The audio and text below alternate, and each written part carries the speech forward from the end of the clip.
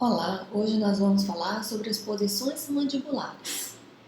As posições que a mandíbula se relaciona com a maxila, tá? Essa relação pode ser estática ou ela pode ser dinâmica. Hoje nós vamos falar sobre as posições mandibulares estáticas. Essas posições mandibulares, elas podem ser dentárias ou não dentárias, ou seja, a posição mandibular estática dentária é aquela que, para existir, é preciso haver dentes. E a posição mandibular estática não dentária é aquela que, mesmo que o indivíduo não tenha um dente na boca, a posição existe. Então, a primeira que nós vamos falar é a máxima intercuspidação habitual. Então, vamos fazer um teste. Ocluam os dentes de vocês. Dá uma leve apertada nos dentes. Vocês vão sentir muito mais forte o contato dos dentes posteriores, né? E não vão sentir contatos aqui na frente, ou não deveriam sentir, tá bem? Então, esse ocluir dos dentes bota a mandíbula, leva a mandíbula de encontro à maxila e estabelece contatos dos dentes posteriores inferiores com os dentes posteriores superiores. Esse maior número de contatos existente entre os dois arcos a gente chama de máxima intercuspidação que habitualmente o indivíduo tem. Ok? Então, se eu encontro do contato dos dentes dos dois arcos, é claro que devem existir dentes para que essa posição ela ocorra. Agora, se eu peço que vocês sentem de forma adequada, né? Fiquem numa postura adequada, olhando com um ponto fixo na frente e tocando levemente o lábio inferior em relação ao lábio superior, então eu acabei de colocar vocês numa posição postural. Observem que nessa posição existe um espaço entre o arco dental superior e o arco dental inferior. Portanto, não é preciso os dentes entrarem em contato para que essa posição ela exista.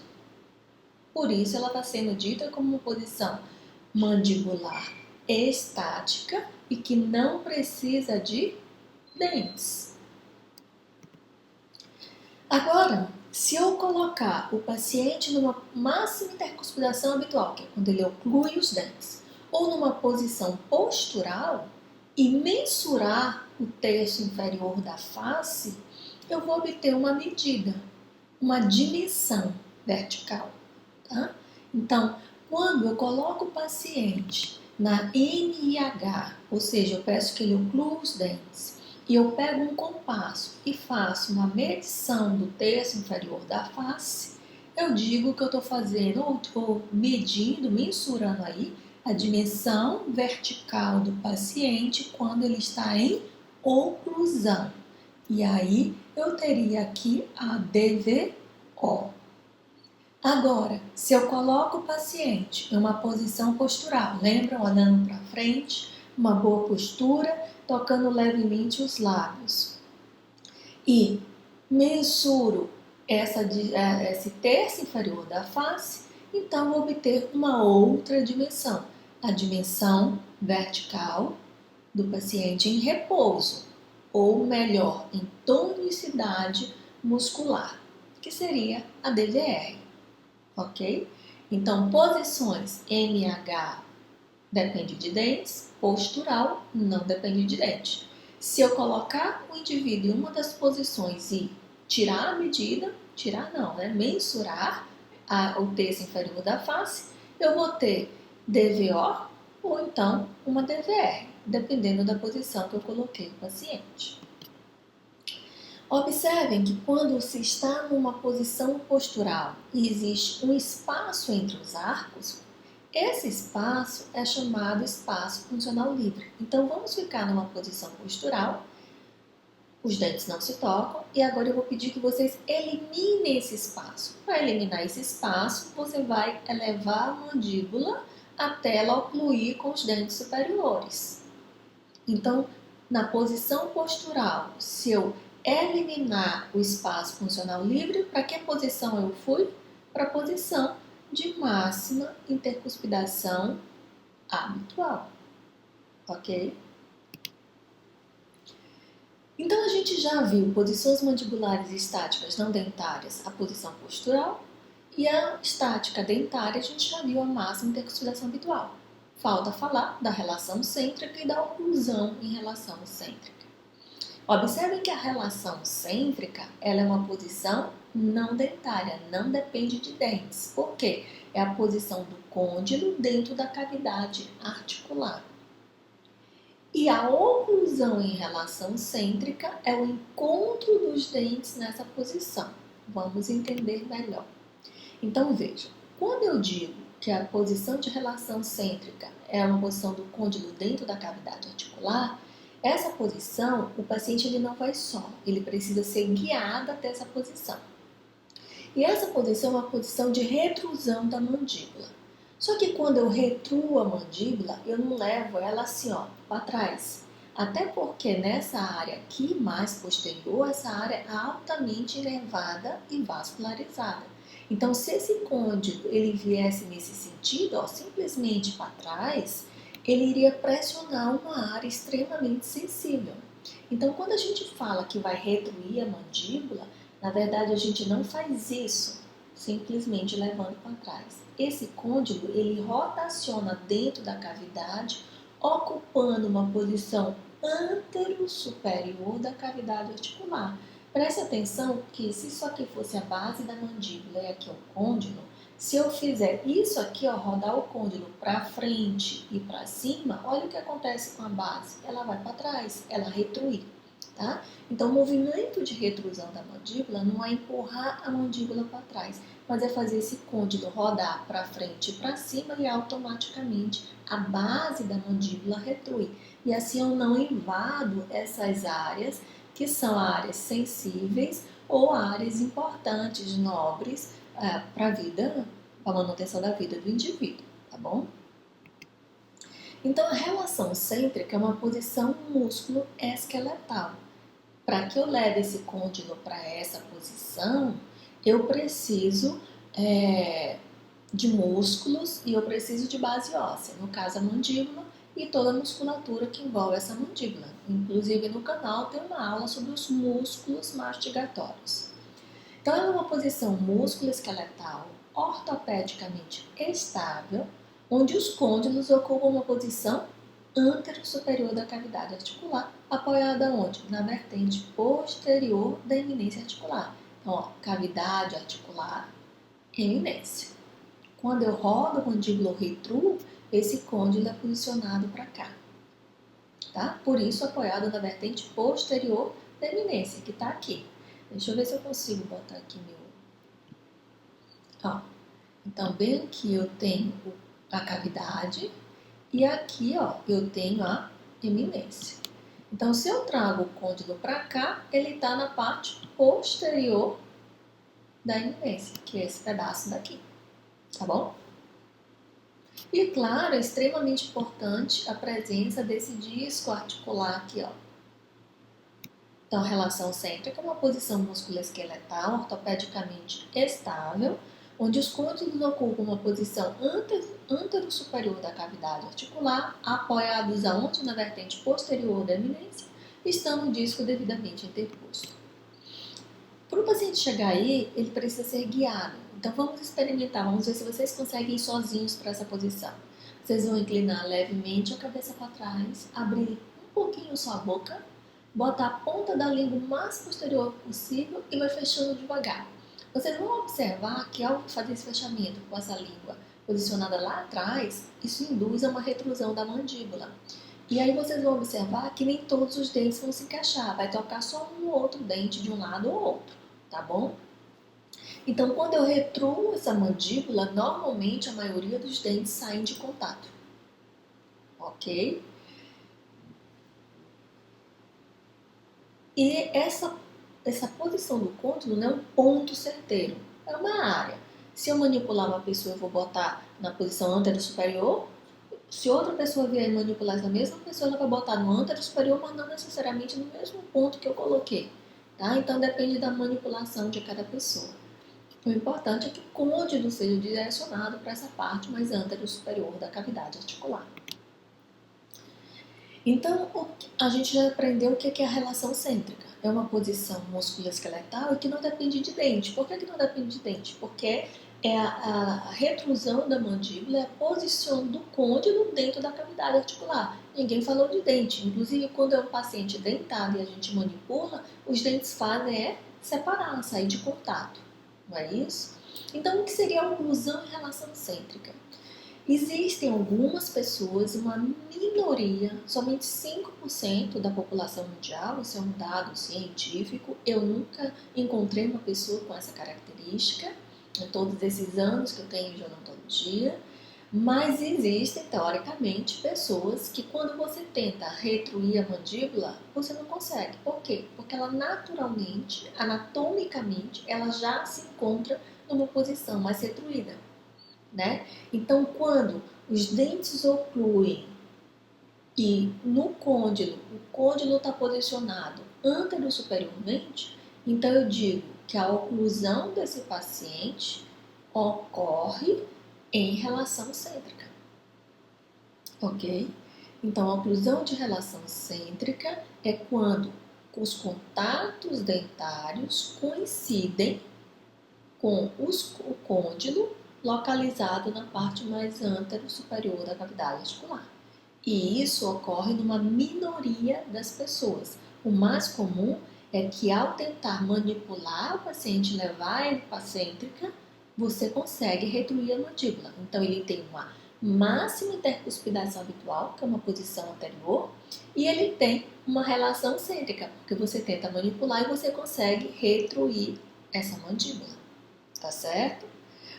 Quando isso não é possível e os dentes estão em contato, então esse paciente faz parte dos 5% da população do mundo, onde o côndilo está na posição antero-superior da cavidade articular e os dentes ocluem exatamente aí, tá bem?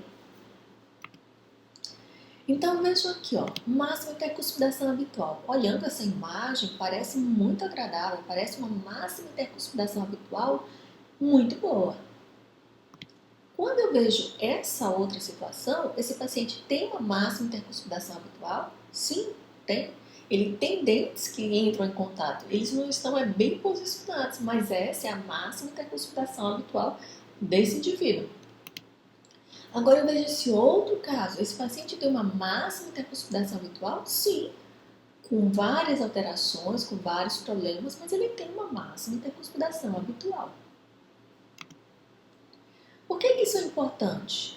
Reconhecer essa máxima intercuspidação habitual, porque eu preciso saber se ela é saudável ou não. Se eu precisar fazer um tratamento nesse paciente, eu preciso definir se eu vou trabalhar na habitual dele ou se eu vou mudar a posição que ele normalmente apresenta, né? Então vamos avaliar algumas situações clínicas. Se eu for trabalhar com um paciente desdentado total, eu vou reabilitar esse paciente tendo como referência a máxima intercuspidação habitual dele ou a relação cêntrica dele. É claro que eu vou ter como referência a relação cêntrica. Por que não a habitual? Porque ele não tem dente. E para ter máxima intercuspidação habitual é preciso ter dentes. Se o paciente perdeu todos os seus dentes e eu vou reabilitar com 2 próteses totais, então eu tenho que trabalhar em uma posição que não dependa de dente. Que posição é essa? Relação cêntrica. E é uma posição que eu conduzo o paciente até ela, tá? Então eu levo o paciente para a relação cêntrica e construo as próteses nessa relação.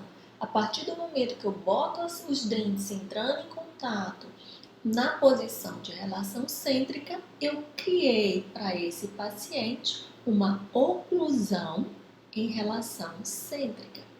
Lembram que eu disse que naturalmente a oclusão em relação cêntrica só ocorre em 5% da população, mas quando a gente trabalha com pacientes reabilitações protéticas, no caso a dentadura superior e inferior, como eu não tenho referência da MH, eu vou criar para ele uma oclusão em relação cêntrica. Então, a oclusão de relação cêntrica, ela só é raridade numa dentição natural. Mas numa dentição artificial, artificial criada, ela é comum, porque toda vez que a gente não puder confiar na máxima intercuspidação habitual do paciente, ou porque ela não existe, ou porque ela está muito comprometida, eu vou escolher como referência a relação cêntrica e construir a oclusão desse paciente nessa posição. Veja esse outro caso. Então, aqui eu tenho uma paciente que tem ausência aqui, né, do incisivo central. A gente vê que os dentes eles não têm o alinhamento mais adequado. Ó. Aqui o canino um pouquinho girado, uma aberturazinha de espaço aqui. Ó. Então, é uma máxima intercuspidação? Sim, essa paciente tem uma máxima intercuspidação? Tem. Eu posso confiar nessa máxima intercuspidação? Posso. O fato de ter um dentinho girado ou alguns dentes fora de posição, que é muito comum na população, não diz que essa máxima intercuspidação não é confiável. Eu peço para essa paciente fechar, ela fecha sempre na mesma posição, ela não tem dúvida onde ela fecha. Eu bato o carbono, eu vejo que os dentes têm vários contatos, então existe um contato confiável aí. Então não preciso, para reabilitar essa paciente, tirar ela da máxima intercuspidação habitual. Eu vou só organizar melhor, colocar o dente que falta, restaurar os que necessitam, mas mantendo, respeitando a mordida que essa paciente tem, tá? Agora vejam esse outro caso. Aqui eu tenho uma paciente bruxista. No canal tem uma aula falando sobre o bruxismo. E muitas perdas, ó, perdeu muitos dentes aqui atrás. Então, quem que mantém a máxima intercuspidação habitual? São os dentes posteriores. Ah, mas a paciente tem os dentes posteriores de cima. Mas se ela não tem os de baixo, eles não ocluem com nada e perdeu a referência. Então vejam que a dimensão vertical da paciente está comprometida. Ó. Os incisivos quase nem têm forma, não estão na sua forma normal. E eu preciso o quê? De espaço, eu preciso abrir espaço para trabalhar aí. Tá certo? Então, essa é uma paciente com muitas alterações. A máxima intercuspidação habitual dela está sendo mantida praticamente pelos dentes da frente, quando deveriam ser feito pelos dentes de trás. Então, eu não posso confiar nessa máxima intercuspidação habitual para reabilitar esse paciente. Logo, essa é uma paciente que eu vou levar a mandíbula para a relação cêntrica e colocar os dentes aí, aumentando a dimensão vertical dela e criando espaços para esculpir os dentes que foram destruídos ou comprometidos. Então, que posição reabilito? Relação cêntrica. Criando, através das próteses, uma oclusão em relação cêntrica, porque eu não posso confiar nessa MIH. Vejam esse outro caso. Essa paciente perdeu todos os dentes praticamente todos os dentes anteriores, né, de lateral a lateral. Mas observem que para trás ela tem os dentes só e estão bem relacionados. Olha aqui. Tá? Então, ela tem uma máxima intercuspidação habitual? Sim, a hora que ela oclui, ela vai sentir o contato dos posteriores. Falta só os dentes da frente. Eu preciso tirá-la da posição de máxima intercuspidação habitual para botar os dentes que faltam? Não. Eu só preciso reposicionar os dentes através da prótese, mas respeitando a máxima intercuspidação habitual. Então, em resumo, eu estou dizendo a vocês que o fato do paciente apresentar perdas ou pequenos giros no dente não quer dizer que a máxima intercuspidação habitual ela não presta. Né? A gente tem que avaliar o conjunto para tomar a decisão. Sempre que a gente puder reabilitar um indivíduo que necessite, né, reabilitação, a gente vai escolher preferencialmente a máxima intercuspidação habitual. A gente só não vai trabalhar na máxima intercuspidação habitual desse paciente se ela não me der confiabilidade, tá? Se ela estiver comprometida a ponto de não me permitir mantê-la. Aí, nesse caso, é que a gente vai trabalhar em relação cêntrica, retruindo essa mandíbula e reconstruindo os dentes, ou repondo os dentes que faltam, dando a esse paciente uma oclusão. Só que essa oclusão vai ser com os côndilos posicionados na parte mais antero superior da cavidade articular, ou seja, posicionados em relação cêntrica. Ok? Eu espero ter ajudado. Se ficou dúvidas, manda aí nos comentários que a gente responde, ou quem sabe faz uma outra aula mais esclarecedora. Mas eu vou deixar vocês com um questionamento.